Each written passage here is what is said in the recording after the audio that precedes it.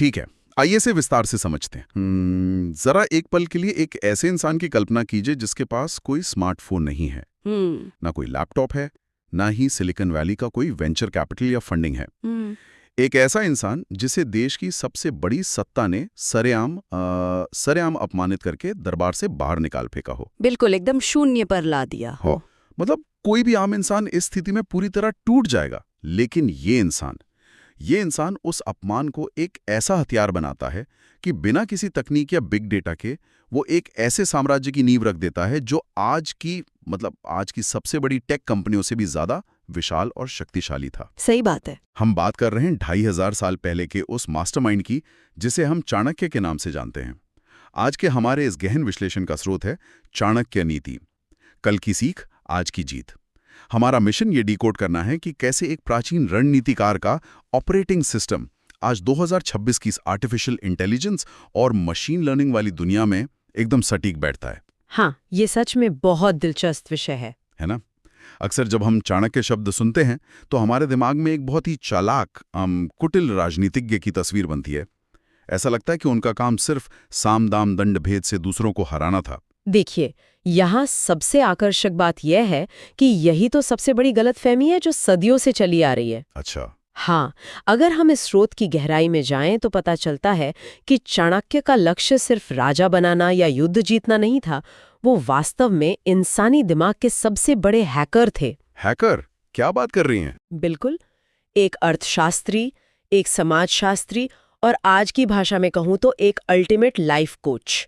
उन्होंने जो डेटाबेस तैयार किया वो किसी कंप्यूटर एल्गोरिदम पे नहीं था। तो किस पर था? वो मानवीय मनोविज्ञान के उन बुनियादी सिद्धांतों पर आधारित था जो कभी नहीं बदलते। देखिए, इंसान 2500 साल पहले भी लालच, डर और महत्वाकांक्षा से प्रेरित होता था। ये तो है।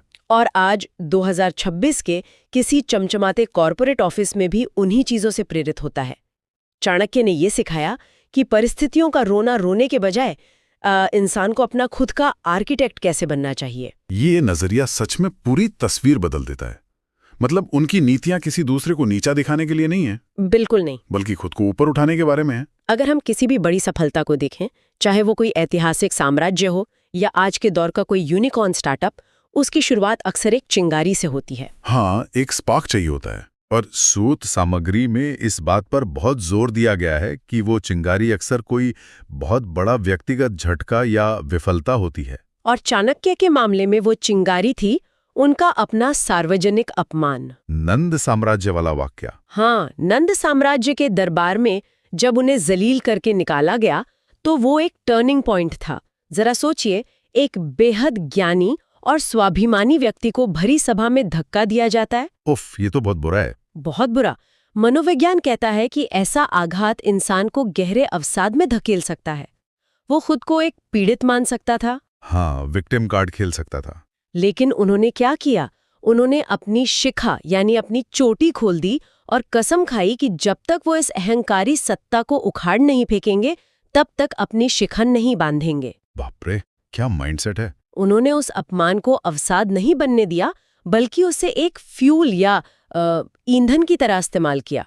उन्होंने एक साधारण से बालक चंद्रगुप्त को उठाया और उसे पूरे भारतवर्ष का सम्राट बना दिया। कमाल है। ये पीड़ित मानसिकता को पूरी तरह से खारिज करने का सबसे बड़ा उदाहरण है। ये तो एक तरह का इमोशनल जूडो लगता है मुझे। Emotional judo? वो कैसे?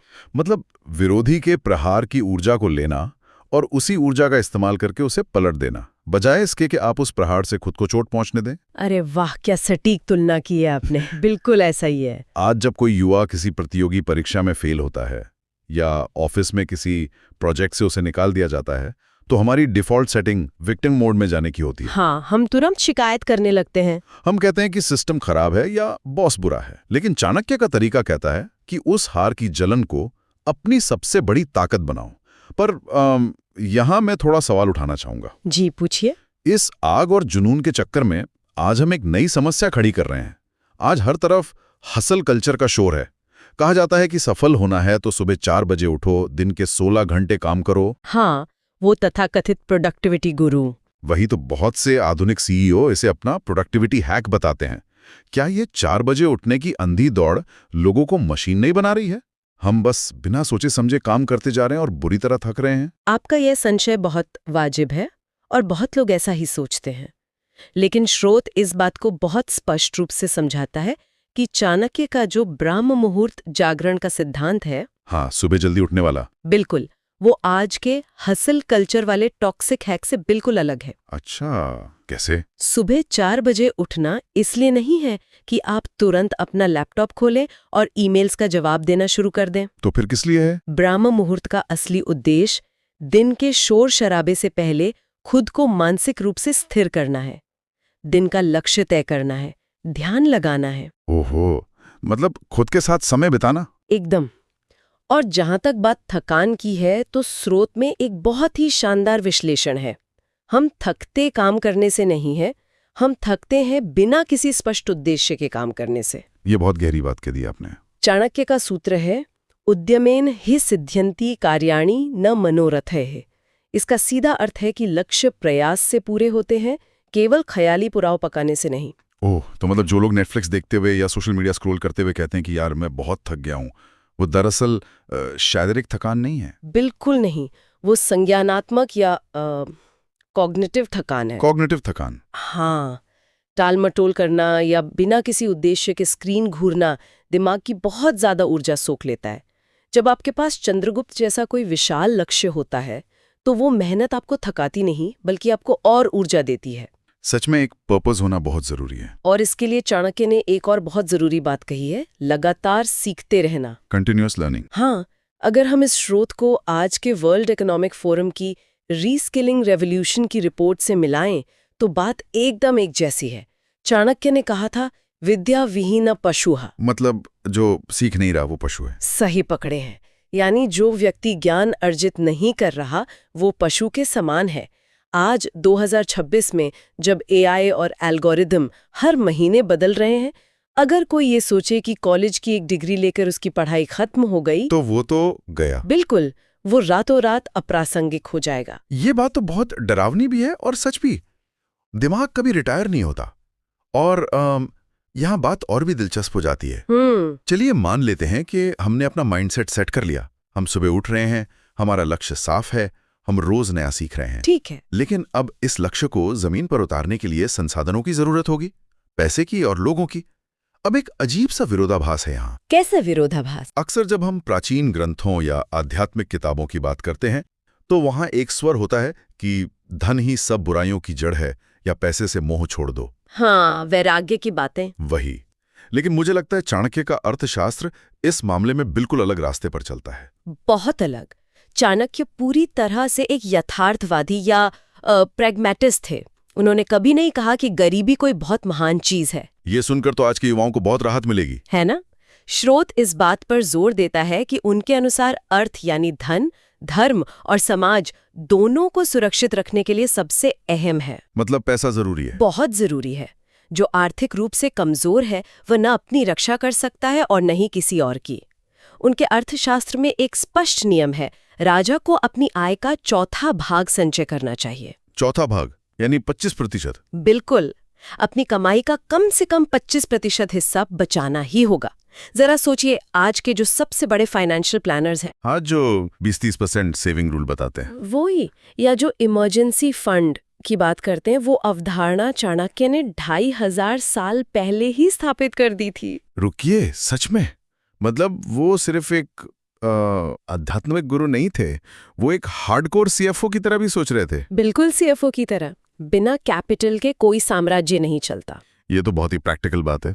लेकिन अगर हम इसे बड़ी तस्वीर से जोड़कर देखें, तो ये सिर्फ अपनी तिजोरी भरने या कंजूस बनने के बारे में नहीं है। तो फिर क्या है? धन संचय का उद्देश्य समाज में उसका सही प्रवाह सुनिश्चित करना भी है। चाणक्य कहते हैं, जिस घर में दान नहीं, वो शमशान है। उफ, ये तो बहुत कड़े शब्द है ना? लेकिन ये आज की कॉर्पोरेट सोशल रिस्पॉन्सिबिलिटी या सीएसआर का बहुत ही गहरा रूप है। आज हम देखते हैं कि बड़े-बड़े स्टार्टअप्स बहुत पैसा बनाते हैं। हाँ, बिलियंस में वैल्यूएशन होती है। लेकिन अगर उनका समाज पर कोई सकारात्मक प्रभाव नहीं है, तो लोग उनसे जुड़ना बंद कर देते हैं। धन का महत्व तब है जब वो एक इनेबलर बने, दूसरों के जीवन को बेहतर बनाए। ये एक बहुत ही संतुलित दृष्टिकोण है।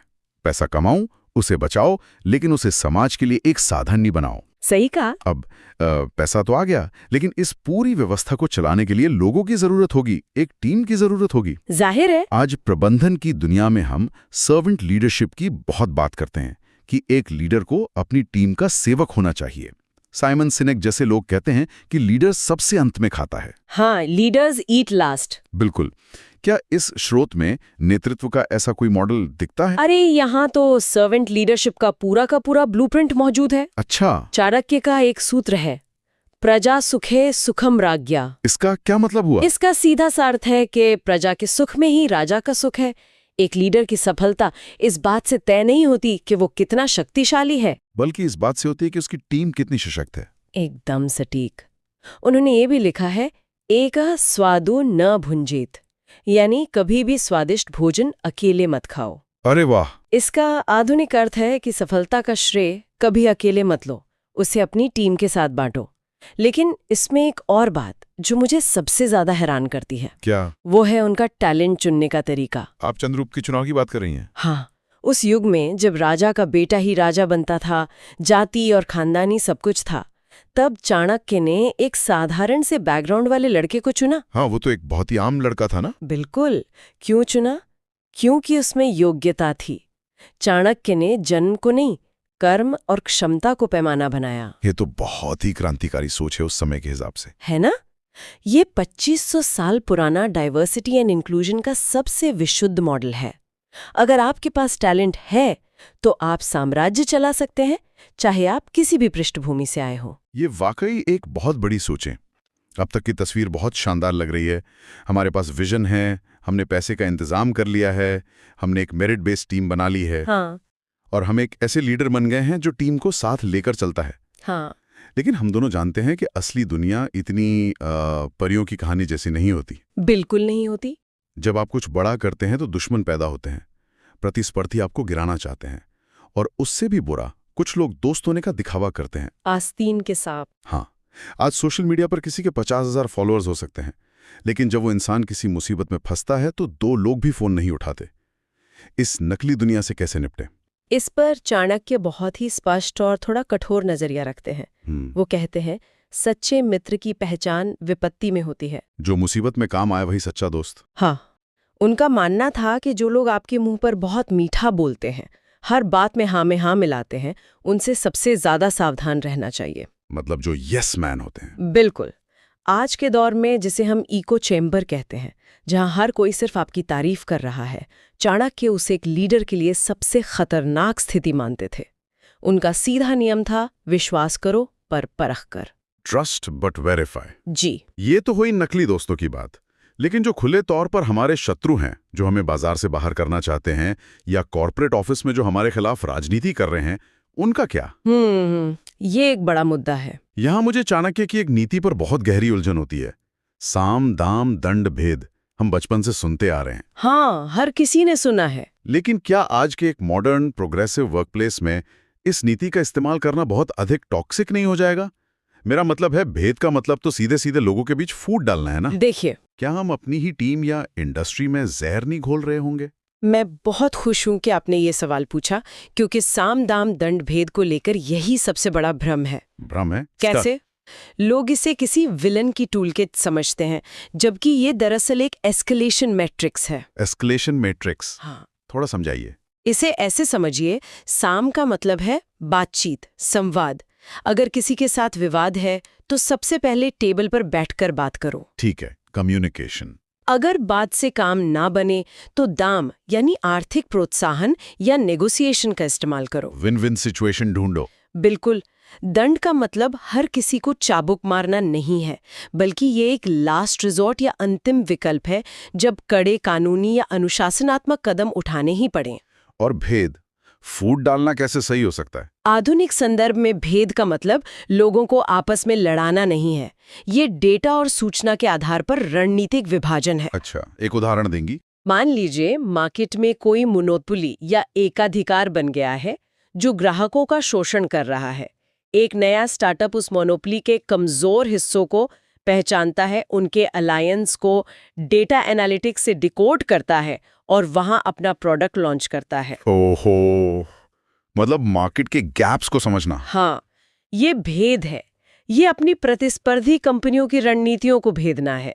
सबसे बड़ी बात, चाणक्य ने चेतावनी दी थी कि जहां साम यानी संवाद से समस्या सुलझ सकती है, वहां सीधा दंड का इस्तेमाल करना मूर्खता है। तो इसका मतलब है कि अगर कोई मैनेजर हर छोटी गलती पर अपने एम्प्लॉय को नौकरी से निकालने की धमकी देता है, तो वो चाणक्य नीति का पालन नहीं कर रहा, वो बस एक बुरा मैनेजर है। बिल्कुल, वो एक अयोग्य मैनेजर है। इसके अलावा शत्रुओं या टॉक्सिक लोगों से निपटने के लिए चाणक्य एक और बात कहते हैं। क्या? वो कहते हैं कि दुर्जन या बुरे व्यक्ति के साथ अच्छा व्यवहार करना किसी बंजर जमीन पर बीज बोने जैसा है। मतलब कोई फायदा नहीं। हाँ, आपकी ऊर्जा सीमित है, उसे ऐसे लोगों को सुधारने में बर्बाद मत कीजिए जो आपको सिर्फ नीचे खींचना चाहते हैं। तो फिर करें क्या? शत्रु से बदला लेने का सबसे शानदार तरीका यह है कि आप अपनी ऊर्जा को खुद को महान बनाने में लगा दें।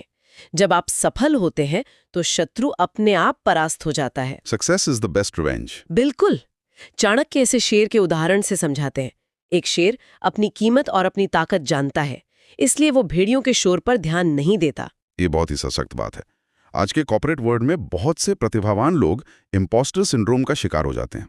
उन्हें लगता है कि वे इस सफलता के लायक नहीं हैं और वे अपनी अहमियत को कम आंकने लगते हैं। हाँ, खुद पर ही शक करने लगते हैं। चाणक्य जैसे कह रहे हो कि अपनी कीमत पहचानो और फालतू के विवादों में अपना समय मत नष्ट करो। अब मान लेते हैं कि हमारी रणनीति एकदम अचूक है। ठीक है। लेकिन कोई भी रणनीति तब तक एक भ्रम है जब तक कि उसे सही समय पर जमीन पर न उतारा जाए। एग्जीक्यूशन इसकी। आज हम बहुत ज्यादा डेटा से घिरे हैं। हर चीज के लिए एक नया डैशबोर्ड है। इस वजह से एनालिसिस पैरालिसिस होता है। हम इतना सोचते हैं कि कुछ कर ही नहीं पाते। ये ना एक बहुत महत्वपूर्ण सवाल खड़ा करता है।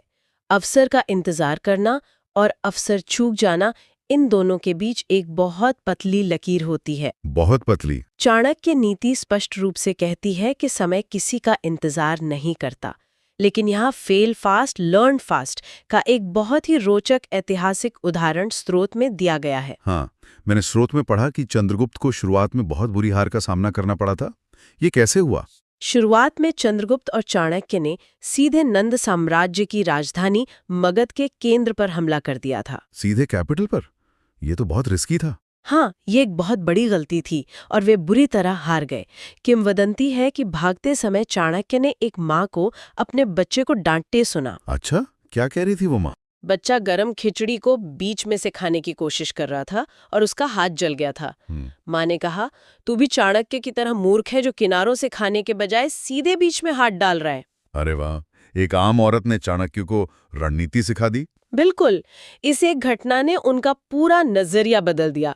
उन्होंने अपनी गलती मानी, रणनीति बदली और सीधे केंद्र पर हमला करने के बजाय परिधि या किनारों के राज्यों को जीतना शुरू किया। आउटस्कर्ट्स से शुरुआत की। हाँ, इसे आज हम गुरिल्ला युद्ध नीति या बिजनेस में लो हैंगिंग फ्रूट्स को पहले कैप्चर करना कहते हैं। ये उदाहरण अपने आप में एक पूरा मैनेजमेंट कोर्स है। मतलब गलती करना कोई अपराध नहीं है, लेकिन उस गलती के मैकेनिज्म को समझकर अपनी रणनीति न बदलना सबसे बड़ा अपराध है। एकदम सही। और ये सब रणनीति, युद्ध, स्टार्टअप तभी संभव है जब आपका खुद का शरीर आपका साथ दे।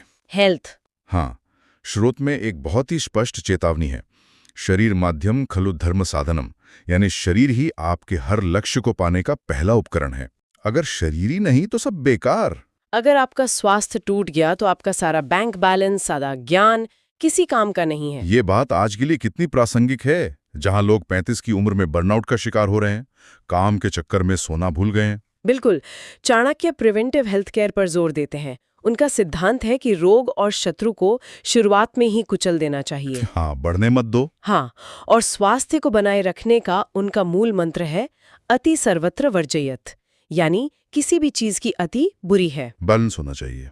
बहुत ज्यादा खाना, बहुत ज्यादा काम करना, बहुत ज्यादा सोना या बहुत ज्यादा क्रोध करना, ये सब आपके शरीर को अंदर से खोखला कर देता है। संयम ही सबसे बड़ा स्वास्थ्य बीमा है। तो इस सब का असल मतलब क्या है? जब हम खुद को शारीरिक और मानसिक रूप से मजबूत कर लेते हैं, अपने व्यापार को खड़ा कर लेते हैं, तो अंततः ये सब किस लिए है? स्रोत में टैक्सेशन और समाज के प्रति जिम्मेदारी पर एक रूपक है जो मुझे बहुत पसंद आया, वो मधुमक्खी वाला उदाहरण। ओहो, वो अर्थशास्त्र का एक मास्टरपीस है। चाणक्य कहते हैं कि एक राजा को प्रजा से कर यानी टैक्स बिल्कुल वैसे ही लेना चाहिए जैसे एक मधुमक्खी फूल से रस लेती है।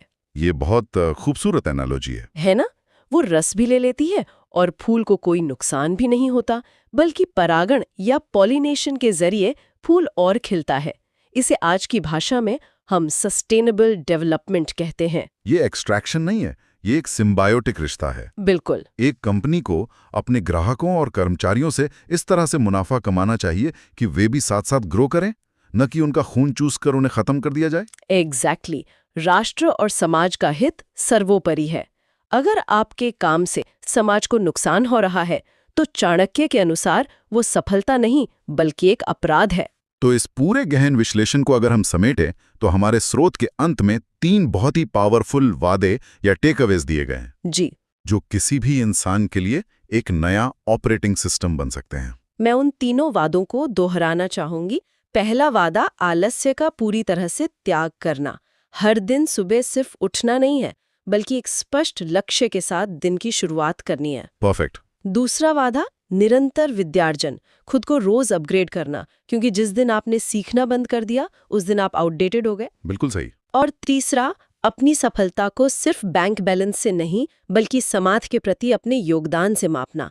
एक ऐसा साम्राज्य बनाना जो दूसरों के जीवन में भी मूल्य जोड़े। ये एक बहुत ही स्पष्ट और प्रैक्टिकल रोड मैप है। यस। लेकिन इस चर्चा को खत्म करने से पहले मैं एक विचार पर वापस लौटना चाहूंगा। जरूर। हमने शुरुआत में उस घटना का जिक्र किया था जहां नंद साम्राज्य के दरबार में चाणक्य का अपमान हुआ था। हाँ, जो टर्निंग पॉइंट था। जब हमें कोई नीचा दिखाता है या हम बहुत बुरी तरह फेल होते हैं तो सबसे बड़ा डर क्या होता है? लोग क्या कहेंगे? Fear of rejection. हाँ, ये एक ऐसा डर है जिसने इस दुनिया में करोड़ों सपनों की हत्या की है। ये सच है।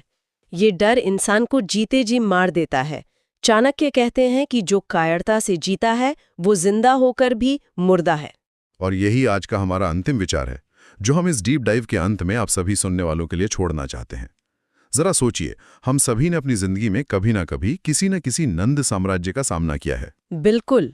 वो कोई ऐसा व्यक्ति हो सकता है जिसने हमारा मजाक उड़ाया हो, कोई ऐसी कंपनी हो सकती है जिसने हमें नाकाबिल समझकर निकाल दिया हो, या कोई ऐसी परिस्थिति जिसने हमें गहराई तक अपमानित महसूस कराया हो। हम में से ज्यादातर लोग उस अपमान या गहरी असफलता को एक भारी पत्थर की तरह अपनी पीठ पर लादकर सालों तक ढोते रहते हैं। लेकिन क्या होगा अगर हम चाणक्य की तरह सोचें? उस पत्थर का इस्तेमाल करें। बिल्कुल। ये विचार करने का समय है, वो कौन सी एक विफलता या अपमान है जो आज भी आपको कचोटता है, और क्या आज इसी वक्त आप उस पत्थर को अपनी पीठ से उतारकर उसे एक नए साम्राज्य यानी एक नए लक्ष्य, एक नई जीत की नींव के रूप में इस्तेमाल कर सकते हैं? ये बहुत ही पावरफुल सवाल है। चाणक्य नीति सिर्फ 2500 साल पुरानी कोई किताब नहीं है। ये आज इसी पल उस पुरानी राख में छिपी हुई आग को फिर से जलाने का निमंत्रण है। तो सोचिए, आपका अगला कदम क्या होगा?